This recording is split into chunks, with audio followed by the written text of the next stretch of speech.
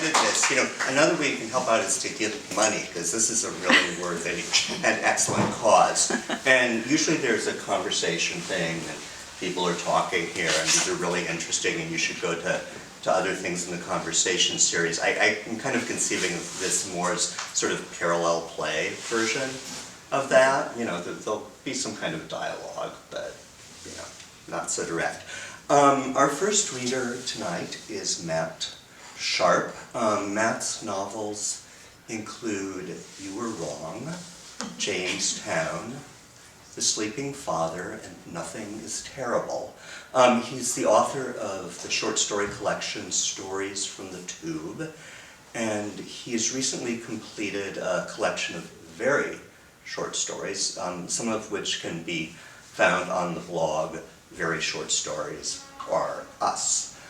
Matt has taught at Columbia, Wesleyan, Bard, and the Pratt Institute, which I don't think that's actually named after Libby Pratt, but there's probably a connection back there somewhere. I'm super, super, super happy to present Matt Sharpe.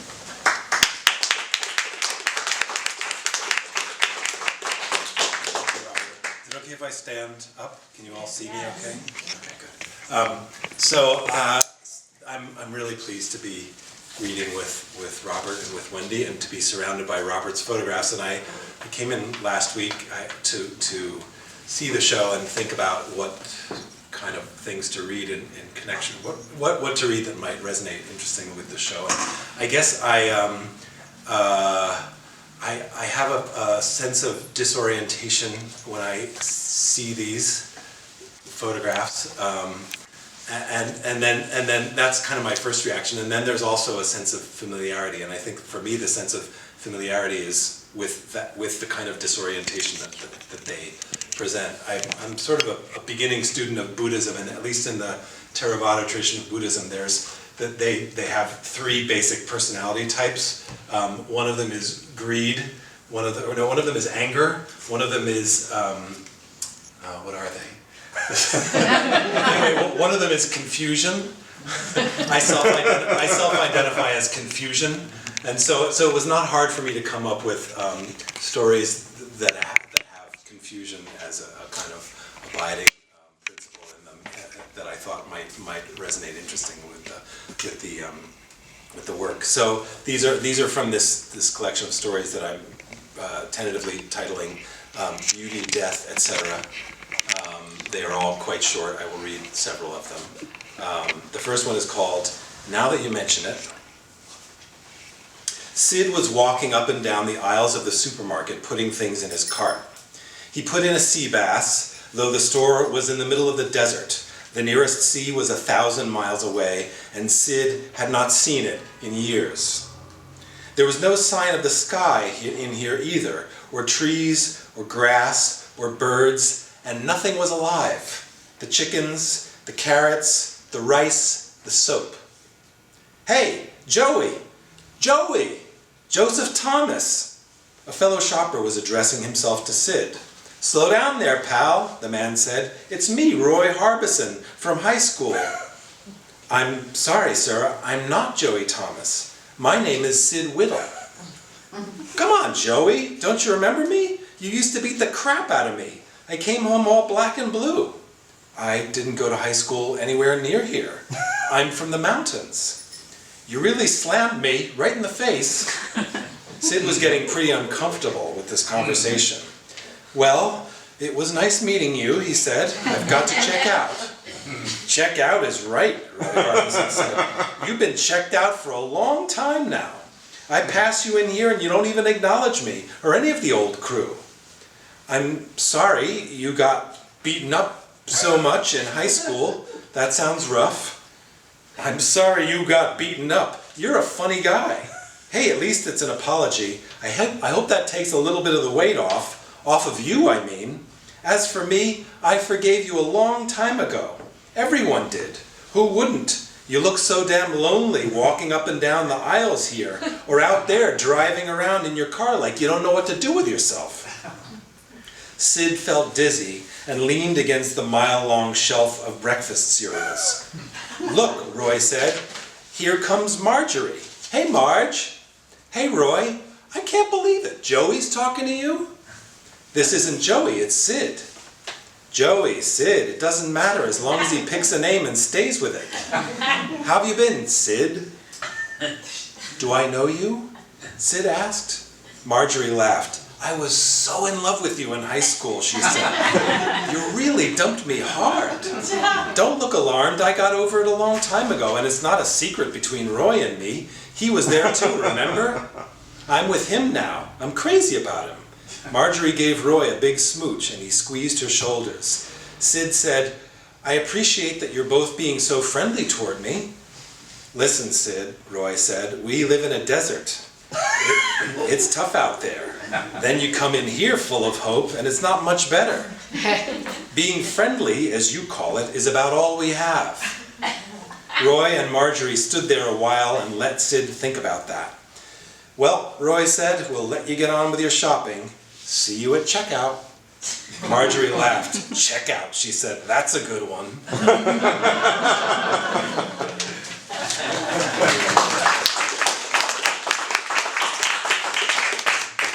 I'm going to read a few more so you don't feel obliged to applaud.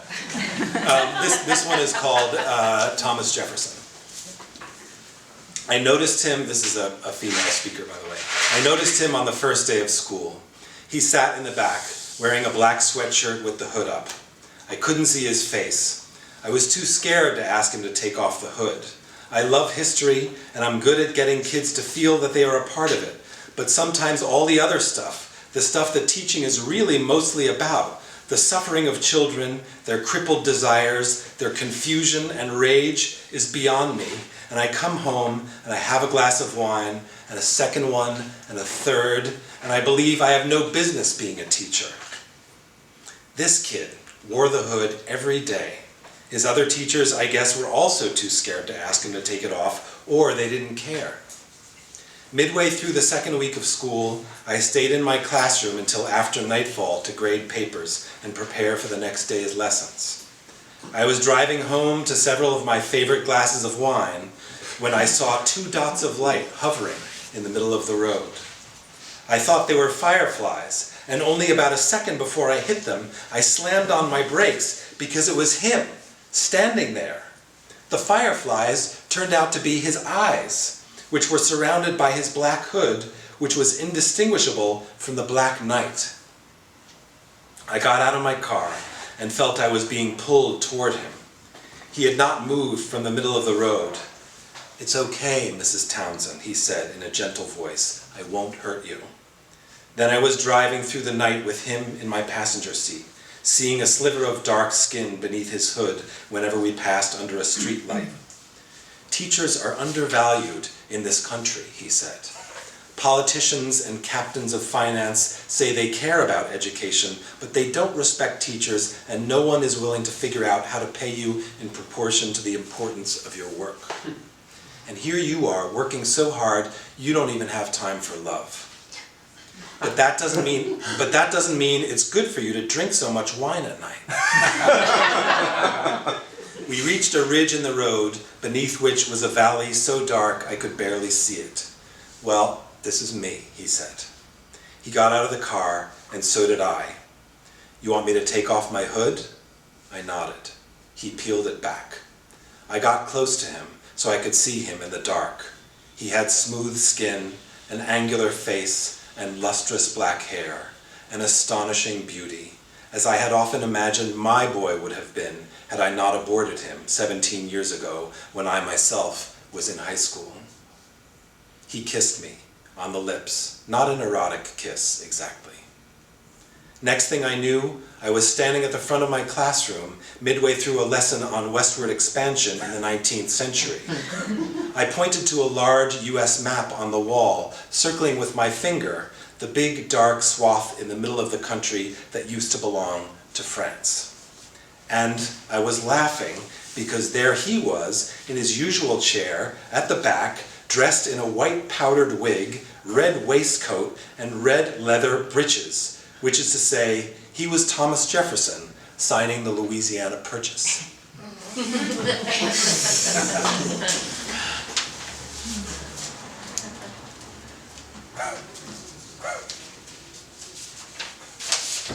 This one is called, Congratulations, It's a Boy. Alvin was talking on the phone with his son, Russ. So, how have you been? Alvin asked. Not so good, Russ said. Why? Alvin asked. Mom was always working and her boyfriends didn't treat me that good, one in particular. Alvin was 34 and Russ was 17. They had never spoken before. Alvin hadn't known Russ existed until a minute ago. It was nighttime, and Alvin was standing in the bedroom of his small suburban house. He lived off the modest proceeds of a motorcycle accident, had jobs sometimes, but they didn't last. He hoped Russ wasn't going to ask for money. What do you mean, didn't treat you that good? Alvin said. Beat me, Russ said. With what? Alvin said. Different things. Belts, fists, books. Books? He liked to read. Do you? I'm more of an action guy. Me too. How often did he beat you? Alvin said. Once or twice a week. I got beaten too, Alvin said. Same amount of times, different objects except the fists. By who? Russ said. My dad. Would you have beaten me if you were around? Russ said. I don't know. I've been in lots of fights. Why are you calling me? I don't know. You need money? You offering? Is that why you called? Gonna hang up now. Wait, Alvin said. Why? Russ said. I don't know. He still hit you? Alvin said. Not since I hit him back. Where are you? Alvin said. Outside your house, Russ said. Alvin walked down the hall to his front door and opened it. The face of his son made his knees shake. There was beer and soup and bread in the fridge. He figured there'd be a fight at some point, hopefully not more than one. They seemed about evenly matched.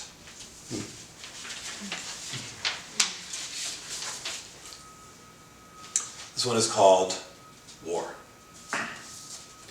Terry was driving on the freeway in his bright red Italian sports car. Later that afternoon, he would attend a press conference to announce his having been voted Sexiest Smile of the Year. But his first stop was the assisted living facility that had been his mother's home for the last several years. He parked his cherry red bauble amid the scores of drab brown and gray sedans and walked through the front entrance of the facility, feeling the familiar constriction of his throat. When he entered her room, she was sitting in a chair watching television with the sound at high volume. Hi, Mom. Oh, hiya, stupid. Come here and watch this crazy show with me. You'll never believe it. He couldn't see the screen from his position on the threshold of her room, and the sound was so loud and distorted that he couldn't make out the words that were being said. Come here, ugly, she said, and get a load of this bohack everyone's drooling over. He crossed the room, kissed the top of her head quickly before she could cuff him in the lips, and turned to look at the television on which he saw a familiar sight, his own beautiful face. His mother was watching a talk show to which the news of Terry's award for several years' worth of smiling had been leaked. Sexiest smile my ass, his mother said. Looks like he just ate a bunch of shit and liked it. Mom, go get me a cranberry muffin from the bowl in the rec room, she said. Terry left her and went to the men's room down the hall. He stood looking in the mirror above the sink at that face, on which, at the advice of his manager, he had taken out a $10 million insurance policy, a fact that he did not intend to share with his mother or his Army Ranger brother. He had enjoyed the sight of his own face until a few years ago when he'd landed his famous and only TV role, at which time his face was multiplied by 50 million swooning eyeballs, and his beauty became so over-corroborated that he no longer could see it, feel it, or understand it. And Terry's sudden fame had coincided with the abrupt departure of his mother's faculties. Before then, she had never been violent or insulting. On the contrary, she had loved him unreservedly, her face his original mirror. She had loved him more than she had loved Bradley, as Bradley had frequently observed, and the brothers' respective fates had been forged in that differential. On his way back from the men's room, Terry grabbed a muffin, grateful that the 5 old women in the rec room were asleep in their chairs and so did not recognize him. His mother had fallen asleep in her chair too. He woke her, handed her the muffin, and kissed her on the cheek. Before he could draw back, she punched him hard between the eyes, breaking his nose. Here, have a tissue to mop up that blood. They settled into game after game of backgammon, all of which she won, cackling. When he stood up and walked to the door at the end of his visit, she said, "Oh, honey, you've got 2 black eyes and a bloody nose. Who did that to you?" And smiled at him like an angel. He smiled back at her. She said, "Now that's a sexy smile." And off he went to his press conference. I'll read one more. Short one. This one is called Love. Lance's feelings never corresponded to what was happening to him. Someone would step on his toe and knock his shoulder with their shoulder and keep walking and not apologize, and Lance would feel happy and loved. That happened this morning. The person who did that to Lance was Bert, his older brother. Lance turned around and opened his mouth to say, "That wasn't very nice." Not because he believed in the truth of the statement, but because he understood that Bert desired that response. Bert shoved a Nerf ball into Lance's open mouth, pushed him to the couch, and jumped up and down on his abdomen. Then he got up and went to the mysterious place older brothers go to, beyond the imagining of younger brothers. Their mother called them for lunch. She made delicious food and was especially pleased to cook for her boys. Lance walked into the kitchen and sat down next to his father, who was crying, and patted his head.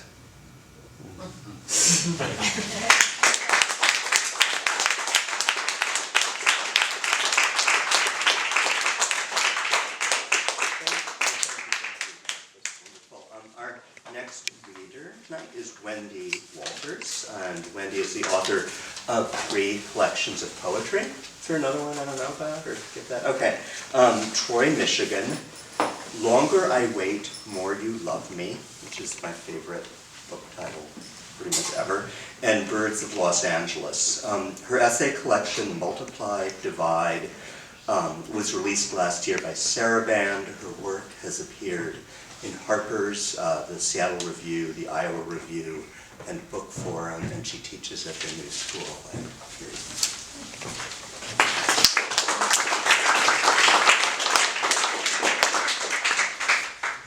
I'm going to try to stand too. So I'm going to read an essay-ish kind of thing. It's a new piece from a new project that has no name. So it's called Besting. I distinguish myself by naming the best, and this should not surprise anyone as I am the best at besting, at least according to a recent poll that confirms this fact.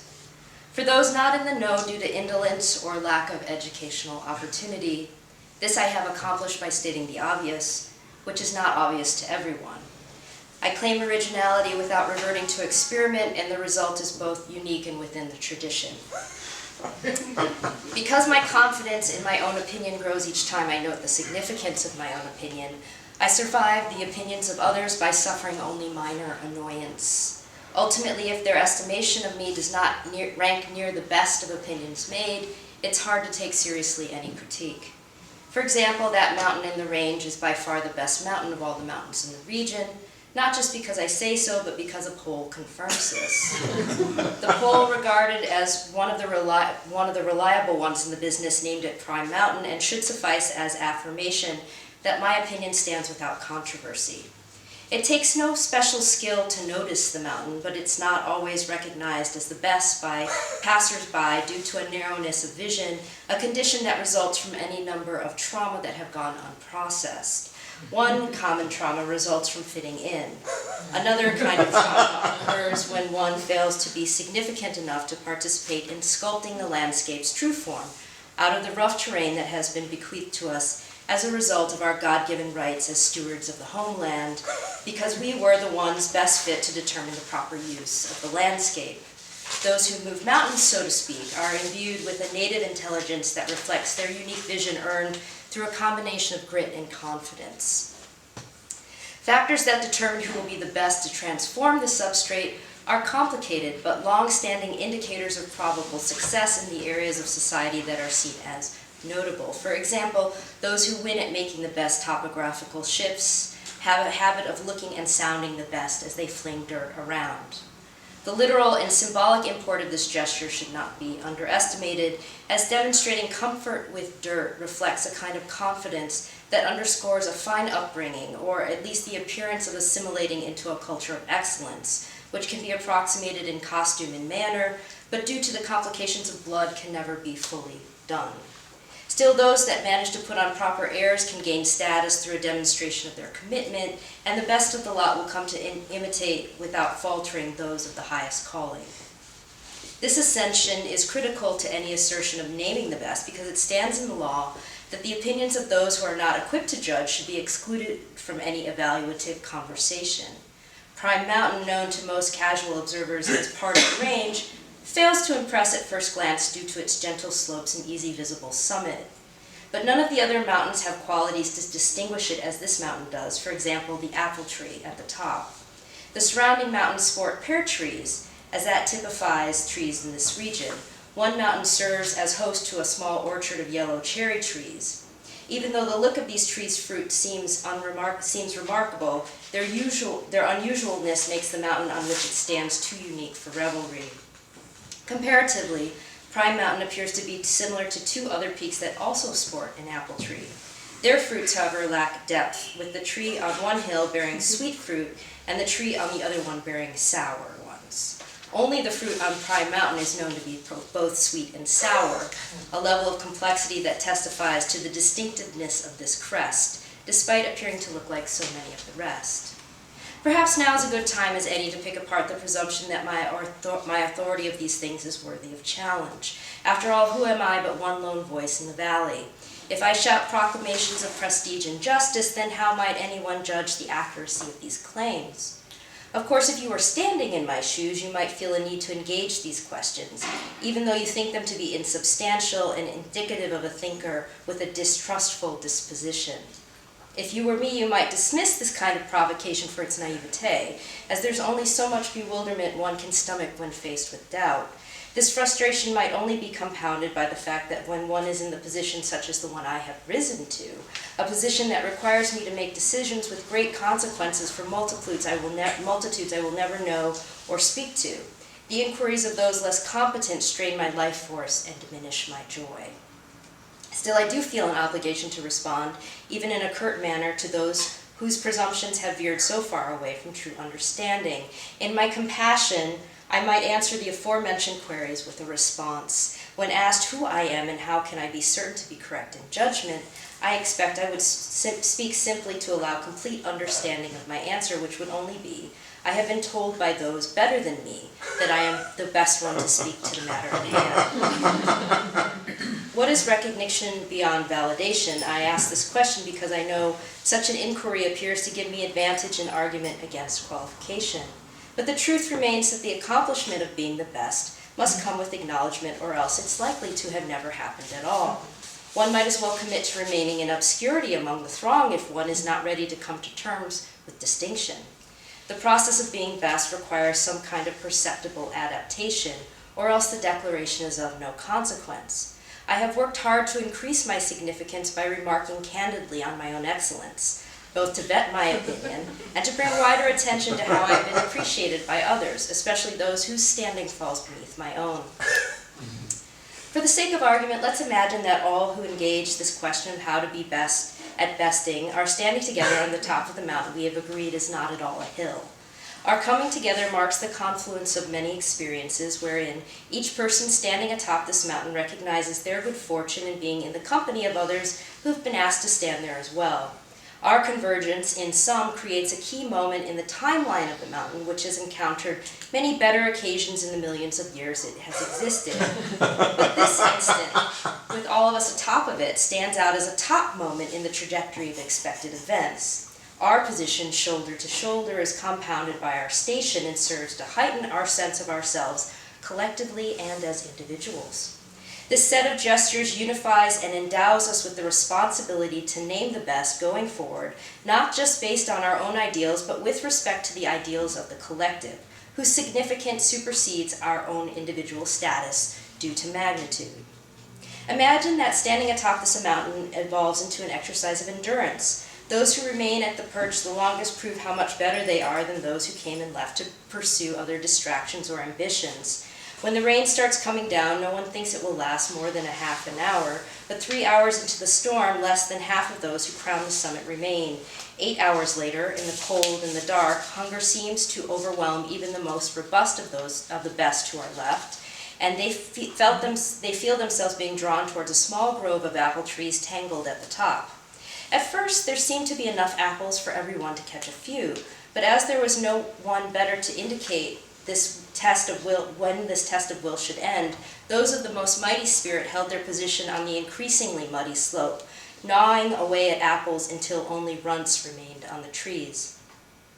Rather than pull at that sour prize, some of the best opted to cull the bruised and fermenting fruit scattered around the roots. Within 2 days, only 5 stalwarts remained. The apples had all been eaten down to stem, and each of us was left with the feeling in the belly of desire unmet, almost as if the apples had prepared our souls for a deeper, more corrosive hunger. For a moment it seems that the standoff can only end in madness or death, until the one who manages to display a greater discipline over all the others by embracing her hunger as evidence of her spiritual fortitude leaves behind her reliance on the apple tree for nourishment and turns to the storm itself to see what it has to teach her. Whether it is the power of the rain or the wind that shapes her final stance does not matter. What matters is that she is the only one to come through it all, to find herself peerless at the end of the contest. Only one who has faced such a tournament understands what it means to subvert all the others, who at some other time might have been the ones to claim victory. Still, she is wise to know that, call it determination or spiritual reserve, but whoever overcomes such a challenge has earned the right to entitlement, to interpret and judge others who she has achieved dominion over at will. The process of besting ensures this, even if others claim the true prize was to be found atop another crest on which brown pears hang prodigiously within an orchard tended to by a brotherhood of farmers who have dedicated their lives to this fruit over all other enticements. Maybe summit chasers make this claim loudly on the local television news. Maybe they take out a full-page advertisement in the local paper or rent a billboard en route to both Prime and the contrary mountain. Maybe the dedicated farmers build a church for the sake of proclaiming testimony and gathering witness to their devotion, which stands as some divine sign of a belief that extends beyond logic. Maybe they truly believe what they claim is true, that there is another mount to which exemplifies the attainment of a superior perspective. But my friends, there is another truth that is better than the elemental relationship between two mountains of the same range, and that is the fact that the truth is no match for that which is claimed as best. No matter how vocal the campaign for some pear mountain may be, it proves no match for Prime Mountain as long as the winner of claims to possess the solitary category of best. Best is a position that cannot be shared, and it cannot form a community with those who wish to stand by it. One of the best stands as admittance to the fact that an object is not the best. This is also true for those who would claim it to be among, which serves nearly the same purpose. It does not. Best must not show any signs of knowing that it ultimately rests in a temporary position, as best must claim relationship to legacy, either coming from the past or extending far into the future. Best works optimally when the future appears to be shaped to accommodate its inevitable placement as the center of all estimations. Despite the firmness of its position, best often does not require murder or annihilation of others, but it does benefit from gestures and symbolic imitations of it. Situations in which murder or annihilation are required depend on context that is best defined by my judgment about the appropriateness of defense. My motivations, which have been certified as impeccable in publications run by a few of my closest associates, all of whom stand as exceptional representatives in the field of defense, further confirm my exceptional position to leverage my advantage. Murder suffices as a demonstration of a most sincere feeling of entitlement or overwhelm, which occurs when others are unprepared to meet me at the level of greatness to which I expect or have become accustomed. Blaming the assailant for murder represents a common mistake of conflating the act with the actor. But the killing functions as emphasis of the argument, which most assuredly has been presented and ignored, thus the need for accentuation. Of course, justice comes into play in these kinds of conversations, murder being somewhat of a kind of self-resolving discourse, unless perpetrated by those who have not earned their status as arbiter of the conflict. Those who deserve to commit murder understand their special obligation to maintaining high standards for the social order. Annihilation is a more comprehensive approach for ensuring the proper order towards excellence remains. This approach, less frequently enacted than murder alone, can be the ultimate solution to conflicts that seem multifaceted and potentially discomforting. This tactic should be used with caution, though, as it has been known to produce stronger counter-effects when applied liberally. Perhaps the above tangent makes me sound a bit like a tyrant, which is neither fitting of my station or aspirations. You must forgive me for my excessive display of confidence, as my reasoning suffered some damage during the very difficult days I experienced at the summit of Pine Mountain. While the mountain served as metaphor for most climbers, my experience with it was real. Thus I suffered injuries due to the severity of the material circumstances in which I was best able to demonstrate my skills and endurance. But who has time for woe is me and regrets when the dominion of all goodness is up for grabs? The superior answer to that question is, of course, the chumps on Pear Mountain. I have heard that maxim that the most confident ones do not need polish their own apples in full view of the crowd, but I can't help it if shine comes to me when I'm not even trying. Call my boisterousness bombast or oratory, but you cannot deny my enthusiasm for living well. I built my castle atop Pine Mountain, or rather had a home set by my expectations built for me. A somber edifice in stone would have been the easy choice, but going simple has never been my way. Because my desire for light and clarity remained strong, I demanded an abode fashioned from glass bricks. Those assisting in the construction overcame obstacles with my encouragement, and once they suffered enough disappointment in not being able to execute the plans properly, they became motivated to succeed after I confessed I felt confident I might not be able to control my impulses following disappointment. Meaning I might find myself overcome with frustration and seek to remove the workers causing delay by tossing them off of Pine Mountain. Please know that I understand to murder a worker is an emphatic expression of regret, but what other act could make so clear of a point? As a lover of life, I am quite aware of what heavy lifting one must do to live. We all have our weight to carry, no matter how unpleasant it may feel.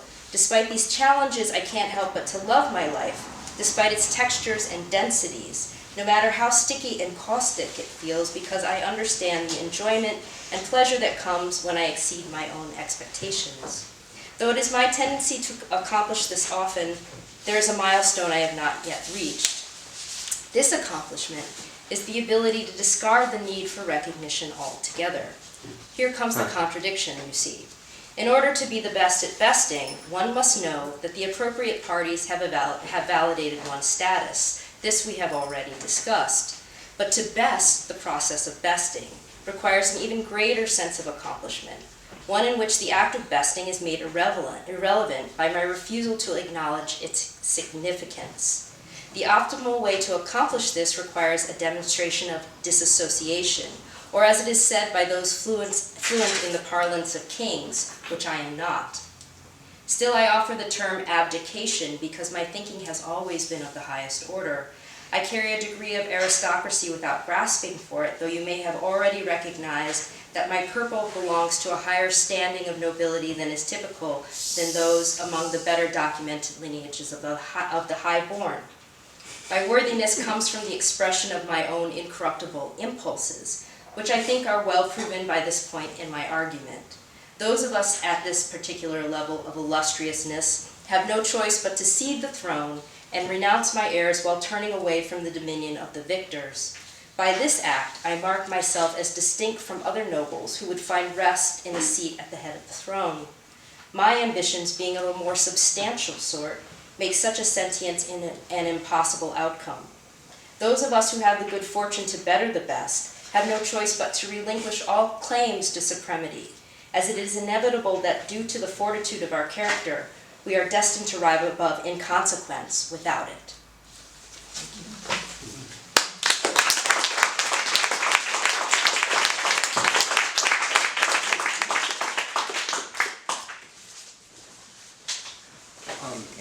How can I say it? That was the best. And timely.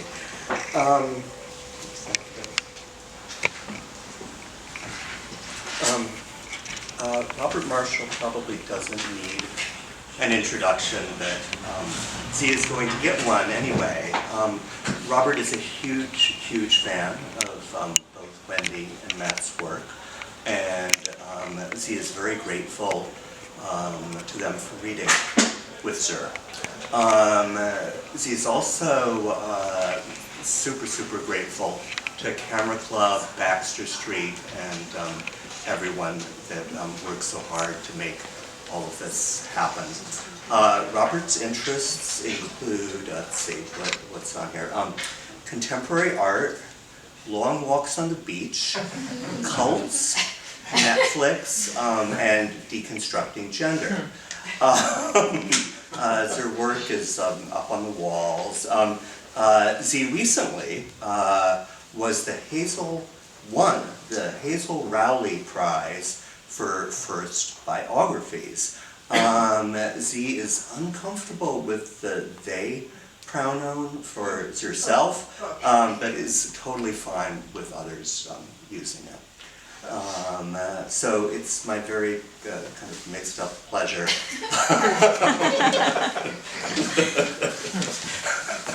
Blah, blah, blah. Hi. I'm going to read from a book that I've been working on, and I think it's since the dawn of time. I'm not sure that I can tell anymore. And I'm going to take something that Wendy said. It's biography-ish.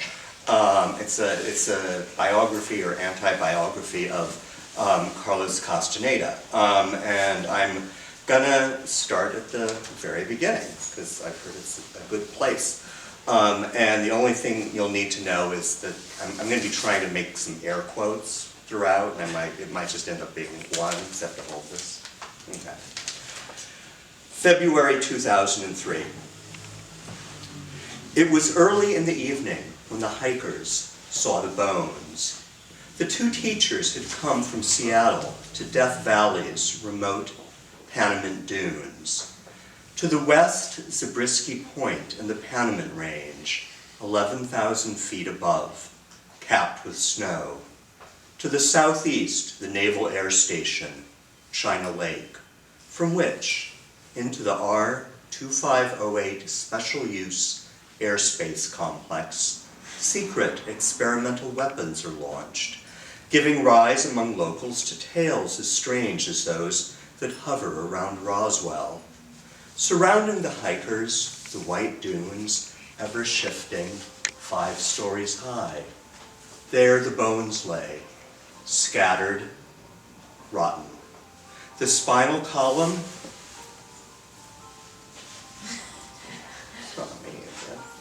oh, that's outside, okay. Anyway, back to the desert. The spinal column, the ribs and arm bones, almost matched the sand, camouflage. The teachers could tell from the fillings in the lower jaw that these were human remains. Having seen no other hikers in the area, they weren't worried the bones would be disturbed, and so decided to continue on their trek another 2 days. They recorded the location using a GPS device. That night the temperature went down into the 30s. The air was, well, bone dry.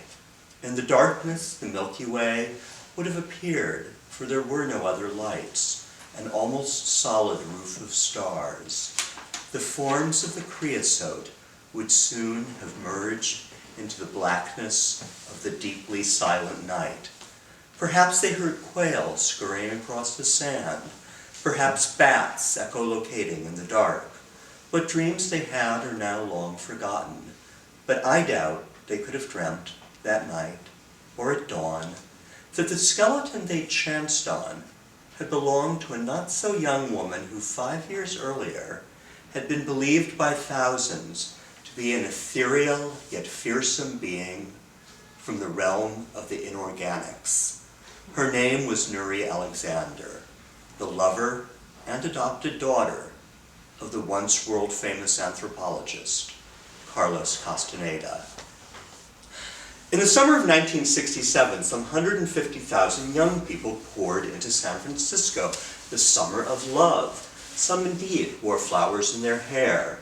The invasion alarmed the authorities. The hippies, as they'd been dubbed, rejected all authority, or tried to. Authorities of a new sort kept popping up. They rejected consumerism, or tried to. They soon found themselves commodified. They experimented with drugs, marijuana, hashish, speed, mushrooms, and above all, LSD. Many had extraordinary psychedelic experiences. The veil of conventional reality had been rent. But what lay behind it? What were they seeing? They knew they'd been chained to the Hindu and Buddhist traditions in their search for understanding. Some saw God, or at least believed they did. Others saw something darker. Carlos Castaneda, then an unknown dropout from UCLA's anthropology grad program, did not come to San Francisco. Never would he have worn a flower in his hair. He had nothing but contempt for the behavior on display and the hate. He had no use for Leary or Ginsberg. The values of the 60s are often summed up as peace and love. Carlos wasn't into either. It wasn't only disgust that kept him from heading up the coast. He was immersed in the anguishing business of finishing the book that would change his life and many others, where's my page turn? Which would be released a year later by the University of California Press. It was entitled The Teachings of Don Juan, A Yaqui Way of Knowledge. It was accompanied by endorsements from some of anthropology's most eminent figures. Superlative reviews began soon to pour in. It's the fate of most authors to exist in popular memory as a word or maybe a few. Melville, Wales, Proust, memory. For Castaneda, the word is undoubtedly drugs. Although they appear in only 2 of his 10 books, although he spent most of his career trying to escape the association, this link would never be broken. And certainly for many, his books were little more than a prop in the theater of the psychedelic experience. But for others, they were much more. In the Teachings, Castaneda writes of his purported apprenticeship with an elderly Yaqui Indian, Don Juan, who initiates him into a strange, powerful, sorceric world. The plot is simple.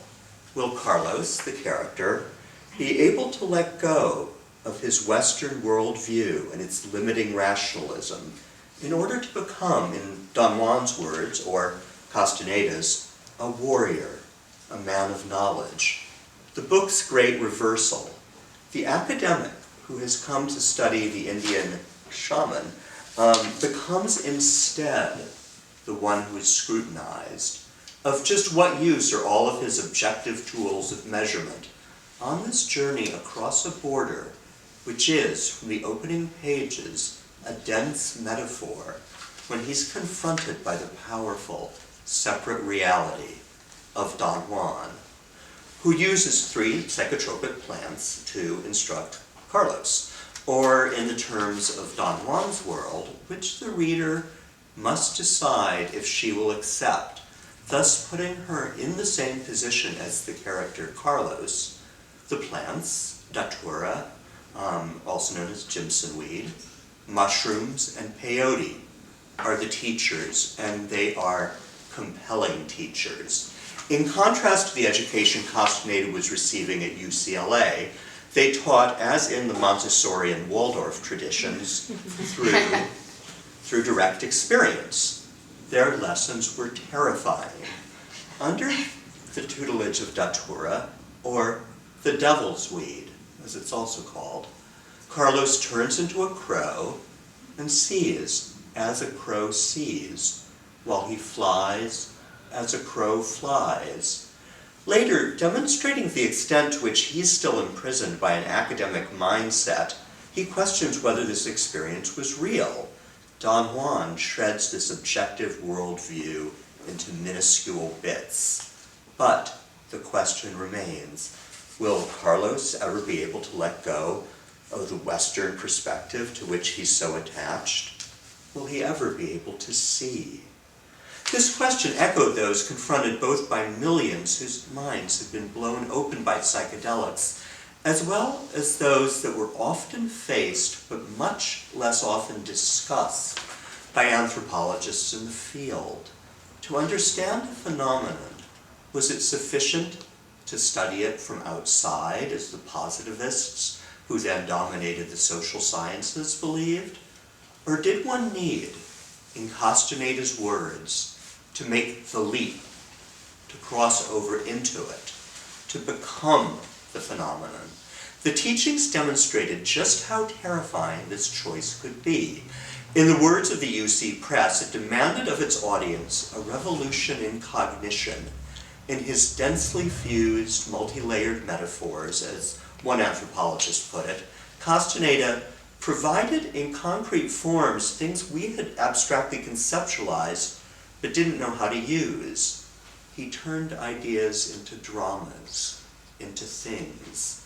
Along the way, on the journey readers took with Carlos, they encountered images, allegories, and concepts which would stay with some for years, sometimes long after they remembered the original source.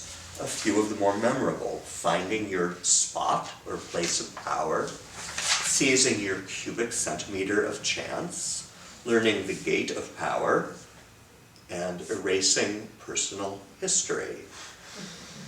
Word of the book spread quickly. Within the counterculture, it soon became a bestseller. 3 other volumes soon followed: A Separate Reality, Journey to Ixtlan, and Tales of Power. These were mainstream bestsellers. In A Separate Reality, a third major character, Don Genaro, Don Juan's sorceric sidekick, is introduced. The plots of all 4 books are essentially the same. Is Carlos ready to let go of his attachments to his ego, his past, his Western worldview, so he can make the leap into Don Juan's world? Finally, at the end of Volume 4, he does. Many assumed that the saga had ended, but 6 more volumes followed. For 5 years, his work's authenticity went almost entirely unchallenged in the mainstream press. He received overwhelming critical acclaim and became probably the best-selling nonfiction author of the 1970s. Not until 1973, when, his face hidden, he appeared on the cover of Time magazine, did serious questions begin to arise. After Time published its kind of ambivalent quasi-expose, he ceased giving interviews. But well before this, he essentially disappeared from public view. In Castaneda's books, Don Juan speaks often about the importance of creating a fog around oneself, and detailed instructions are given on how to do this. I try to use them. Carlos adhered strictly to the dictums of the character he'd created. He refused to be photographed. He never imagined him the way they wished. His books, too, are open to countless interpretations.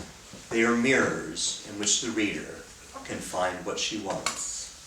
Reading, like memory, Carlos knew, is always mixed with desire. And so it was in person, too. Carlos allowed his friends, lovers, teachers, and followers to see in him just what they needed. Mystery was intrinsic to his and all magic. He used it with those who knew him and with those who thought they knew him through his prose. Very few were aware of the accompanying and ultimately encompassing project, the strange, highly controlled world he was busy creating around himself. This project, though inseparable from his writing, would become, in the end, for Castaneda at least, as important as the books themselves. Part of the excitement over his first 4 volumes, at least among social scientists, was due to the way he seemed to have broken down anthropology's stranger barrier, to an extent no one had done before. In his work, he broke down the 4th wall between fiction and the world. By all accounts a brilliant performer, he became, over the years, increasingly immersed in what he named the theater of the real. By the 90s, though his books still sold well, his celebrity had begun to fade. Then, his second act. He began to teach tensegrity, a movement technique he claimed had been passed down by 25 generations of Toltec shamans. Unlike other popular aerobic regimens of the time, it promised that if practiced with sufficient rigor, one could not merely postpone death, but maybe, just maybe, evade it altogether. Seminars were held in the United States, Mexico, Europe, and South America.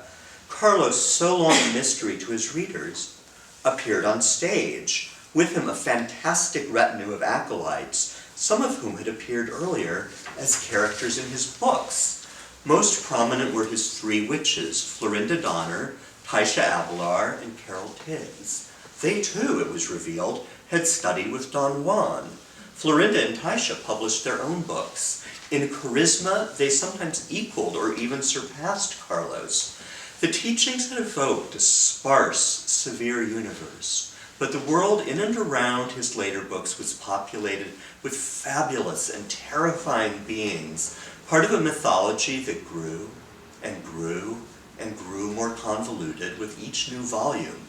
And now these beings, the Blue Scout, the Orange Scout, the Chakmuls, the Elements, and of course the witches, appeared on stage. Thousands came to see the show. A few spent their life savings to pay for these seminars. Many changed their names. Some left their families. The sense of excitement among true believers grew and grew. Carlos, they were told, would, as Don Juan had done, burn from within, transforming into a ball of light, ascending into the heavens. He was about to make the leap. Some of the inner circle would go with him, but no one was sure who or when. Then, in April 1998, the author who'd written so often about the importance of meeting death nobly succumbed to liver cancer at home, watching war videos on a morphine drip. Within hours of his death, the witches Florinda and Taisha disappeared, along with 2 other women, Kylie Lundell and Talia Bay. Nuri, the inorganic being, soon followed. In February 2006, the bones the hikers had come upon 3 years later were, at last, identified as Nuri's. The other women have not been found. Certain questions confront any biographer. A biography, by definition, a drawing of a life, but what's a life? The biographer, the portraitist, must select which moments to show and tell. Are individual lives mere vessels through which larger socioeconomic or ideological forces move, as some historians and sociologists would have it? Are they expressions of the tensions within a culture, as an anthropologist would more likely say? When portraying a figure, how much of the cultural landscape should be shown? Is the self more than an outcropping in the broader social field? Or can it be separated out, as the traditional liberal Enlightenment view would maintain? If genetic predispositions are as important as many believe, should biographers of the future, before anything else, map out their subject's DNA? Who, after all, are we?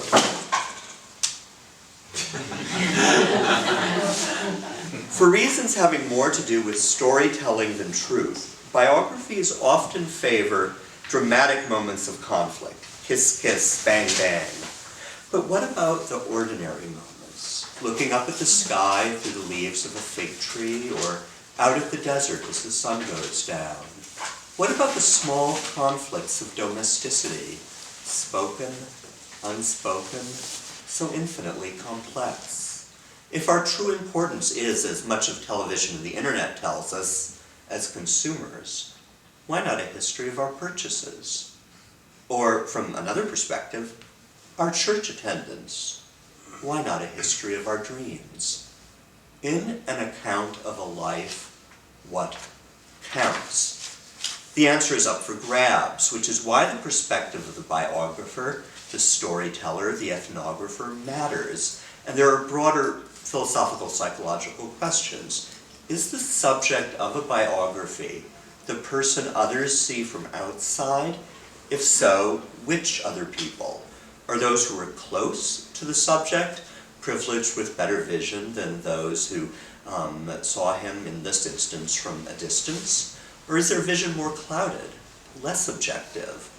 What, as Don Juan might have demanded, does being objective mean?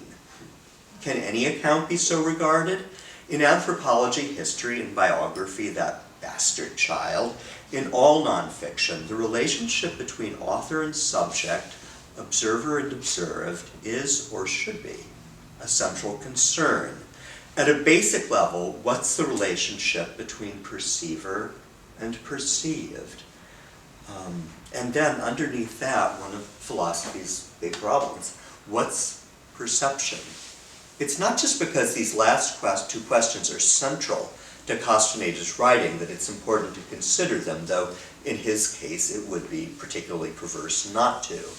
They concern the often slippery ground on which biographies are built, in which we try to house and contain uncontainable lives.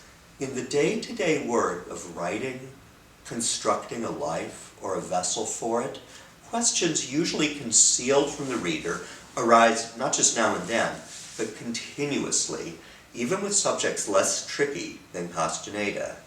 Given the constant shifts of memory, the ever-changing stories we tell our ever-changing selves, is a witness more objective years later, or at the time when she knew our subject and may have been, in this case at least, under his spell? If I describe you today, it's quite likely I'll describe you differently a month later. Is one description better? How? Through what means can we know? How can we turn people into words?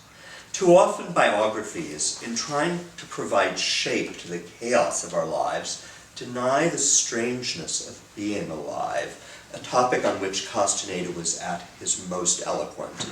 Too often in our simplifications we fail to respect the strangeness of others, for the unknowable nature of others, when faced, when not concealed in familiar tropes, it's terrifying, as is the unknowable nature of ourselves, that other whom we see every day in the mirror, who accompanies us all our days.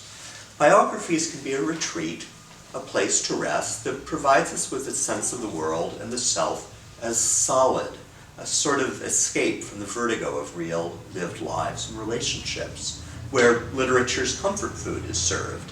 Thing is, I like this food. Perhaps there's nothing wrong with it, I tell myself. Unless, I reply, we make a style of narration, of description, narration being description extended over time, unless we mistake a style of narration as the truth. But how to proceed into the past without such simplifications? Let me put this aside for the moment. Let me go ahead with a few things I can tell you with what I'll call for now reasonable certainty about Carlos Castaneda. He was short. He stood at the time of the publication of the teachings roughly 5'5". Later, well, he shrank. He was roughly 5'2" at the time of his death. It's a tribute to his success at fog creation that even his height has been the subject of fierce, sometimes venomous debate. Back to facts. He struggled with his weight and despised fat. He did not like rock and roll. He listened to classical music and Spanish love songs. He was immensely charismatic and charming, and by all accounts, hilarious. One young woman, a recent immigrant to the United States, was told by their mutual acquaintances that Carlos was a professional clown. She believed it. Although supposedly celibate, he was a compulsive and wildly successful seducer. He was very well and eclectically read in literature, philosophy, religion, and the social sciences. He was also a huge fan of the National Enquirer. He loved the high and the low, but had little use for the middle. He ate copious amounts of red meat. He drank wine in moderation, but sometimes went overboard with caffeine and sugar. When possible, he stayed at Hilton hotels. He was able, that's the rewards program. He was able to listen deeply, or at least appear to. He dressed conservatively, almost always wearing a suit. He cared little about material gain. Once famous, he traveled in first class and liked good restaurants as well as hamburger joints, but otherwise lived simply. There's no good evidence that he ever, but maybe too early to get into that. But the most important fact is that he lied. I don't mean he lied now and then, as everyone does. He didn't lie out of convenience or opportunism. He lied because he loved to, whenever he could. Lying was for him an art, and he did it exceptionally well. Thank you. Thank you.